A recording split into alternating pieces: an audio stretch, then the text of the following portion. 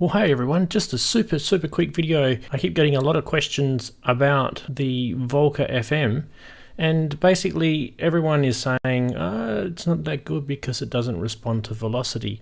And we all know there's a cable that you can buy out there that will fix that problem.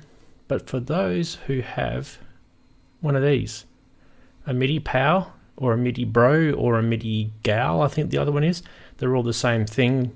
They're running that Mutable Instruments firmware. I've created a little program that will solve the velocity, and it is very simple.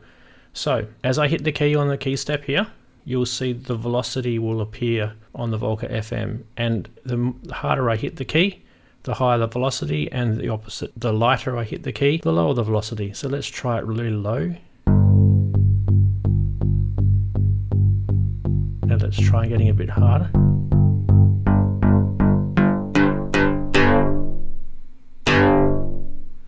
So there you go, a Volca FM with velocity, and it was really easy.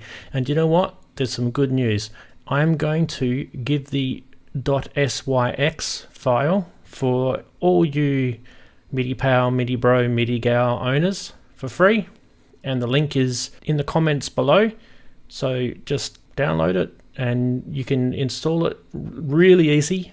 You can follow the online manual on how to install user programs, or if you want, just use MIDIOX if you've got Windows, or some sort of SysX librarian for Mac or something like that, and it will play that file directly into the MIDI of the MIDIPal, and you're away to go. And it literally just that easy. And just to show you the SysX, you can see there on the screen when it hits the note, it also sends that MIDI CC velocity message at the same time. Very basic filter, very easy to install, very easy to fix. Thanks for watching.